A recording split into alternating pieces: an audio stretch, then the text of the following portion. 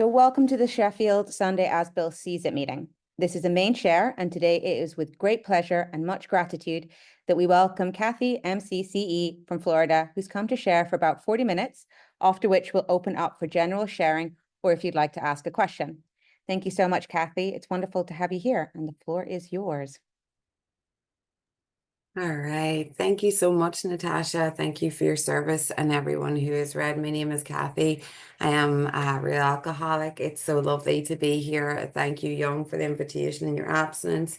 It's always a gift to speak at a meeting of Alcoholics Anonymous and to show up and get to have an opportunity to serve in recovery. Yeah, what a wonderful reading. It's kind of bittersweet. And I thought to myself this morning, oh my gosh, this is not um uh if you're new and you're in this room, you're thinking, oh my God, what kind of meaning is this I've came to dealing with resentments. And I don't really know why this reading was brought to my attention.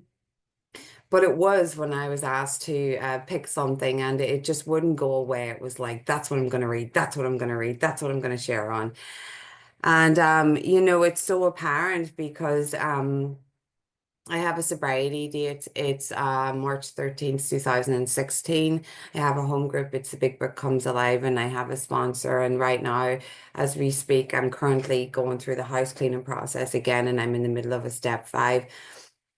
And that may be why I'm so apt to share about dealing with resentments. But that's neither here nor there. But when I got here to Alcoholics Anonymous way before the sobriety date I just told you about, I did not know what I suffered from. I did not know that I have a spiritual malady. I got here and I had these kinds of ideas that, maybe it's the drink thing, but maybe it's not. I was still very much in delusion and you know, I love how we can look at our illness as being this threefold illness. And for me, that's kind of where I see this all. And so at the end of it all, when I really was drinking against my will after 4 years of in and out and in and out of the rooms and not doing the work as outlined in the big book of Alcoholics Anonymous, the only thing that availed me of was 4 years of in and out and in and out and in and out. There's two things, like I did not know what it meant to be alcoholic, and I did not know that I had this spiritual malady. And I did not know what the solution was that I needed. I thought just not drinking and going to meetings was really going to be that, and trying a lot of other things. And so at the end of it all, I got back here by the grace of God. I believe that. And, I was separated from alcohol. I actually had to go from the United States back home to Ireland to get away from it. And like, and that was just how it was for me at the end.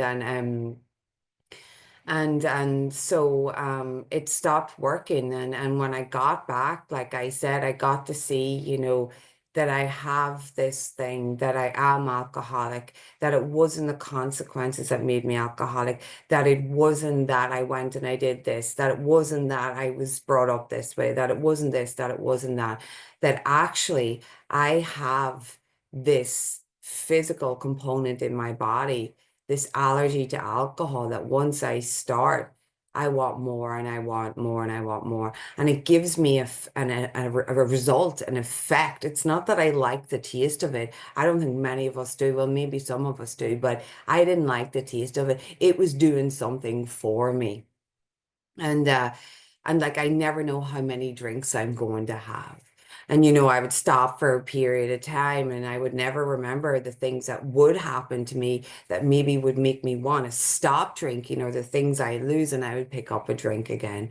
And I have this bigger problem that centers in my mind, that I can't stop the start button, that I go back all the time to alcohol. And so I have a body that doesn't need alcohol, and I have a mind that tells me one more is going to be okay, or perhaps I can have a drink this time, or perhaps I don't care, or perhaps, I'm going to kill myself, let me drink, or so on and so forth. The insanity of the first drink, and then I'm utterly powerless, and like then you take this alcohol is removed from my life and I don't have a solution. I live on page 52, the bedevilments, which is, I'm a prey to misery and depression that, looks like clinical depression, but is not. In my case, it was not. um that's not I don't speak for everyone, I speak for myself, that I can't make a living, I can't get a job, I'm full of fear, I can't leave my house, I can't talk to you in the meeting, I can't get along with people. I'm feeling so useful and I'm feeling like the biggest piece of SH1T, and I wake up with this self-hatred and I'm just wondering why I'm on this earth. And that's how I am without a drink. And the best thing I can manage to do in those couple of months away from a drink is go to a meeting every day and go to a meeting every day and go to a meeting every day. And I go to a meeting every day and I find I'm getting worse and I'm getting worse and I'm getting worse and I'm getting worse.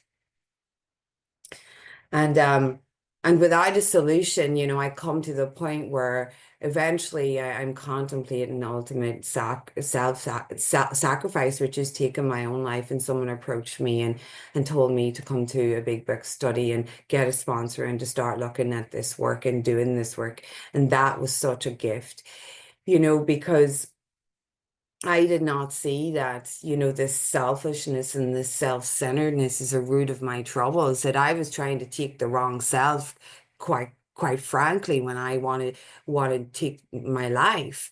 I could not see that I was wrapped up in the bondage of self so tightly that I can't get a breath, that every moment I am away from the chemical solution, without the spiritual solution, that only a spiritual awakening will suffice to give me this transformation to live successfully, and more importantly, be helpful and be useful in this world to this power of my non-understanding, that only a spiritual awakening will work for me.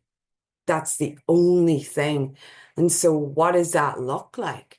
And, that's why I love this, beginning of, we can look at step 4 and look at the resentments as step 4 is the beginning of getting down to this process of the heavy lifting of looking at, I make this, I see in step 2 that I have this, that the spiritual solution, the spiritual awakening is the solution, that I need this power in my life, whether I kind of want it or not. I'm desperate and I'm hopeless. And that's really what it was for me.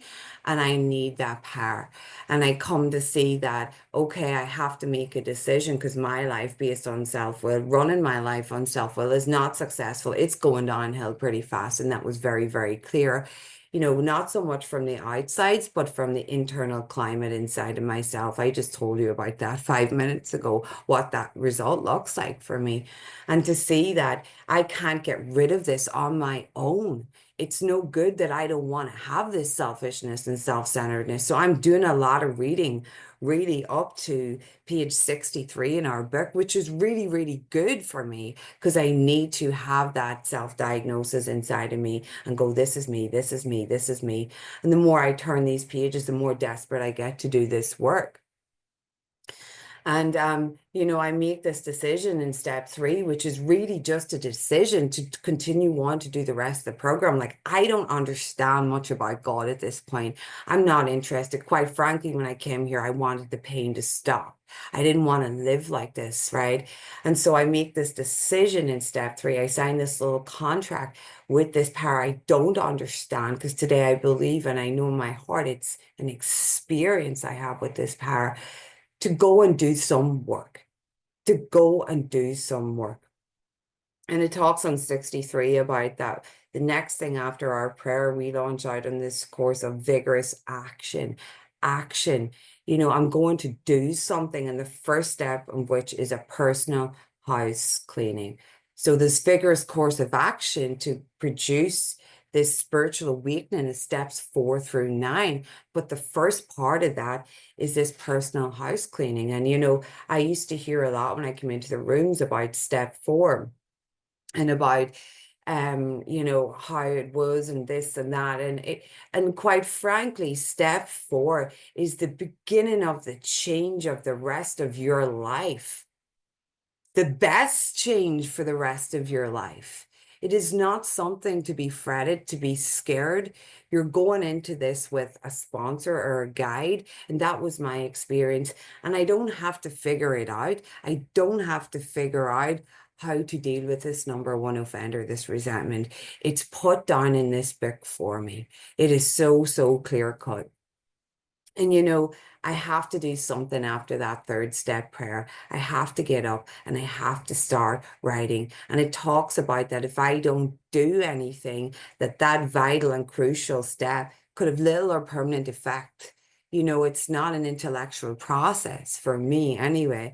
And it talks about I have to get rid of these things which have been blocking me. You know, for me, in step 2, I was willing to believe that there was this power.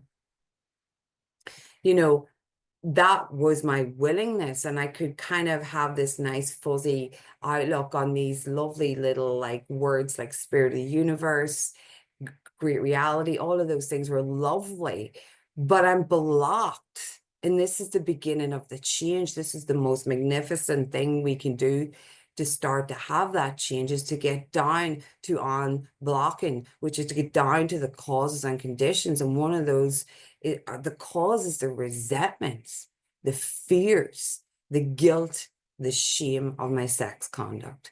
And I'm here to talk about resentment today, but you know, I know because I'm recorded, as I said, my husband, I love it. He always says like resentment, the whole 4th step can be seen as a resentment. And a resentment is to refeel, rethink. And why is it that I get sober without doing this work? I'm in the past, I'm in the past, I'm in the past, because I'm rethinking it. It comes up and I'm refeeling it.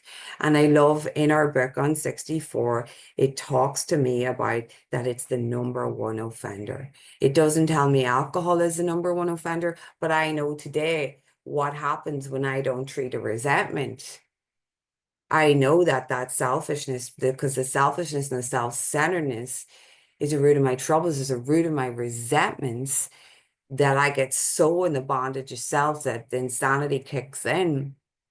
And the thing I think about, because I go and see in his comfort and ease and I pick up a drink, so I unravel. But I have to get down to these causes, conditions. I did not know I was full of resentment when I got here. I've did many 4 through 9s. I've not just did one and done. I am not that. And that's not been my experience.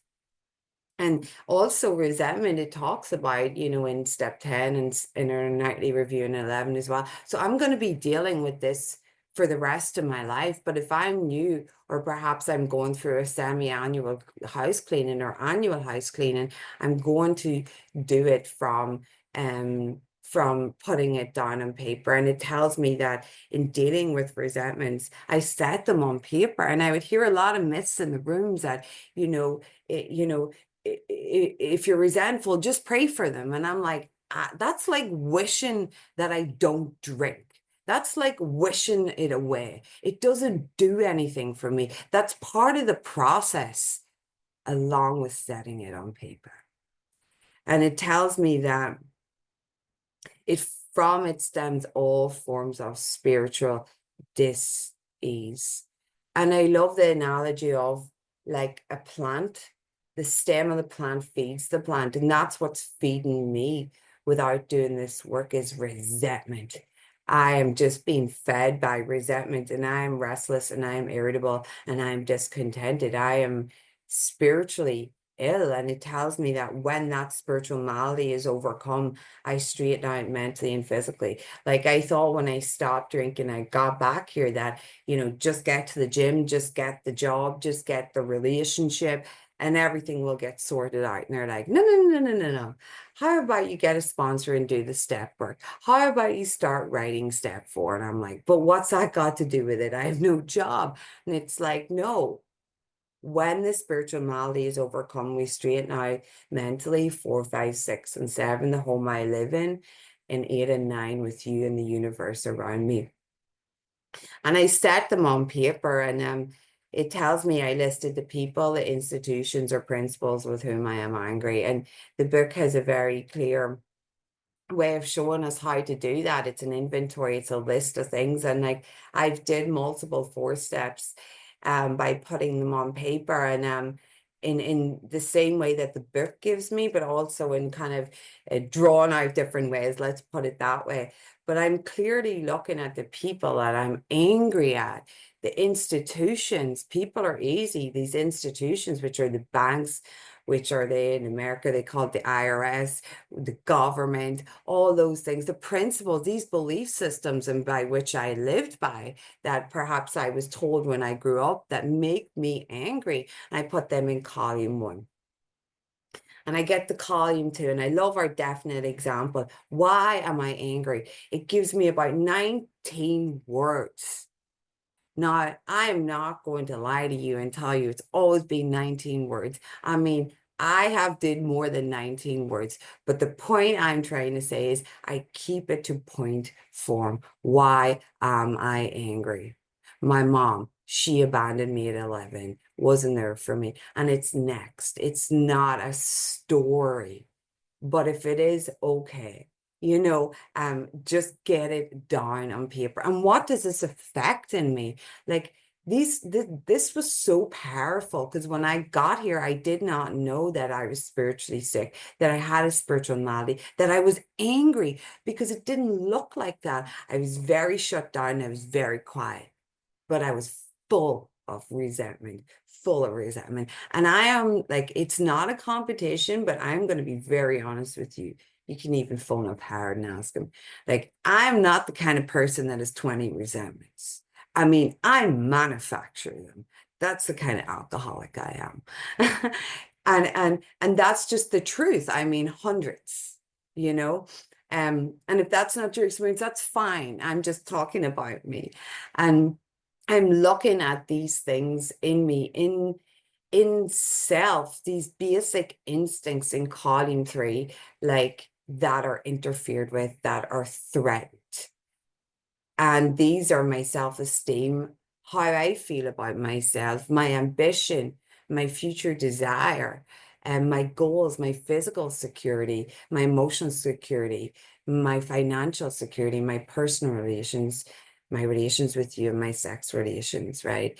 And who I'm in a relationship with, or past beliefs and how I've had relationships that have, for me, how I grew up and how I seen my mom and my dad. This is just my experience, what a relationship looks like. I took that all into my relationships, and that had to change. So these are the things in me that are interfered with, that are threatened, and I get them down on paper. And that's really wonderful. That is so much work for an alcoholic like me, right? That really, really is. But it's cathartic when I'm that far. It's great. But what I heard and what I come to see, and that is the truth for me, is that there's no power in column 2. There's not much in 3. But when I look at column 4, that's where the power is. That's when I'm starting to really have the change inside of me. And we have this beautiful prayer, this resentment prayer, that is on page 66. And like, I just want to, my timer is not working. I thought I said it. But I love on page 66, it talks to me about the cost of resentment. It tells me that it's grave. It tells me it's fatal. It tells me that it's poison. It tells me that it will kill me. Like, I don't know how many more times they need to tell me that it is the number one offender and that it will take my life if it goes unchecked. And and getting to this column 4, can I see things from an entirely different angle? Can I just shift this? Because I always looked at you, or looked at the institutions, or looked at the principles, and I was always a victim, always. And And I get to say this prayer, this resentment prayer, to see that perhaps these people, perhaps it doesn't say they definitely are spiritually sick, but that's just enough to get me pivot, to get me to look at myself, to get me to look at that fourth column and to look at my mistakes and put out of my minds the wrongs others have done. Put them over there, Cathy. And I have this prayer and I get to start to have some compassion. I mean, it was over time I had that, but it was enough to get me to turn. And this beautiful thing I've learned in for column 4 for me is, and I never did it before until my last experience with doing the house cleaning, was everything that's in column 2. After I say that beautiful prayer, have I done these things? Oh boy. Oh boy, here we go. Look at the girl that had double standards. And the majority of things that I wrote in column 2, absolutely 100% I did those things. My mother abandoned me at 11. Have I ever abandoned anybody? Absolutely 100% emotionally, my relationships. 100%. And when I can write that down, I can start to get the noose around my neck loosened up a little bit. Because I believe that we're all connected. We're all connected. And when I can see that perhaps that person is spiritually sick,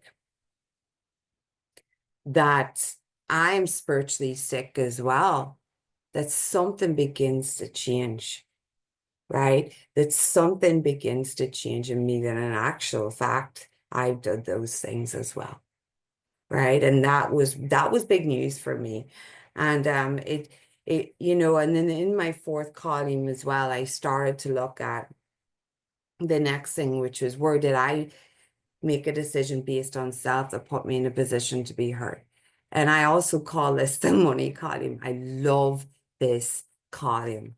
And on page 62, it talks about that at some time in the past we've made decisions based on self, which later placed us in a position to be hurt. So our troubles, we think, are basically of our own making. Yippee!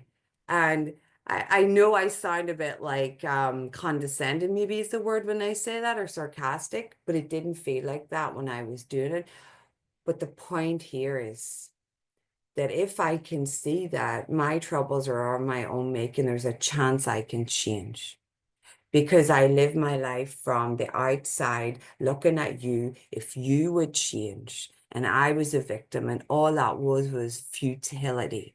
Everything on the outside is futile.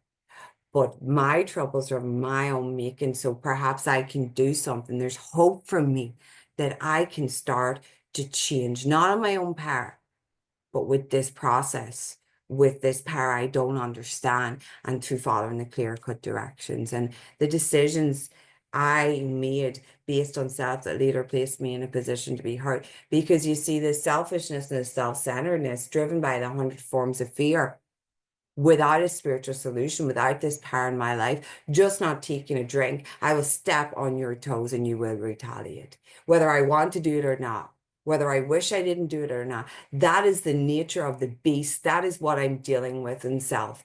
That is how I operate. And that is even more painful when I'm sober. When I'm drinking, I have no idea that I did it. But when I'm sober, against all my will and all my wishes, I will hurt the people I love without a spiritual solution, without this power in my life. And so seeing that, where I made this decision and based on self that later placed me in a position to be heard, was really, really key. And there was a lot of power in that. And then looking at the next thing, where was I selfish? Where was I dishonest? Where was I self-seeking? And where was I afraid? And when I got those down in the fourth column, and I have a lovely prompt sheet from my sponsor, lovely, lovely amount of writing for the fourth column. It's great. Not because I'm a great person, but because I'm a deeply flawed, imperfect human being, but is a perfect child of God, like 73 other people on this call. And that's why I need this power in my life, right? And seeing this, there was a huge transformation for me. And the same with my fears. I did a 4 column inventory, and I know I'm not here to talk about fears, but I did it in a 4 column inventory, and the same with my sex was this 4 column inventory. And the beautiful thing about the sex conduct is I'm making this new sane and sound sex ideal, so I don't need to go on behaving in the way that I was behaving in past relationships. I have this opportunity to change. And in I didn't I my time, and I don't want to go over time, but what I can say about this is that, you know, I think for many of us, I don't know about you guys, but when I went through 4 through 9 and in 10, 11, and 12 and working with others, for me, it wasn't like very, I'd stopped doing at the start of my recovery when I got sober. I'd stopped really doing 10 a lot. And I really, what happened for me then is these things built up in me, and which meant I had to go and do another 4 through 9. I've did quite a few. And I am not, like I said, under the illusion that I don't have to write our resentments. Today, the way it looks for me in a 10 step, we watch for these when they crop up: resentment, selfishness, dishonesty, and fear. They will crop up. I do a 10 step on them. And how I do my 10 step is the way I told you I do it when I'm writing it down in a 4 step. I bring it through the columns. I can't just say I'm resentful. I need to bring it through the columns. That's how I deal with resentment today. I will do that in my 10 step. And if I miss it during the day, I bring it through my inventory at night through those columns. And I was laughing with someone last week. It's like, I don't know why I sometimes forget I have character defects. But when I do that 10 step, I am reminded of all those things in me that or the conditions, and the cause being the resentment. And so this is a way to live. I did not have these tools to live. And what did we just do? What did I just do? I drank. Like, that's the only thing that's going to take away this pain for an alcoholic like me. But today I know that there's freedom, and that I can treat this spiritual malady by this practical program of action and what the book tells us to do. So I'm not under any illusion that I'll never have a resentment. Like, I just am not that person. And like I once heard someone say, and I love it because I get to say it to the women I work with, is this a resentment? And they're like, oh no. And I'm like, "Ooh, let's talk about the feelings for a minute." Again, you see, I can look at that with curiosity. Like, what are my feelings telling me? I'm feeling resentful. I'm feeling fearful. I got to do that 10 step because it's the nature of the beast. It's the nature of the illness. And if I want to stay well, I got to continue to do this for the rest of my life.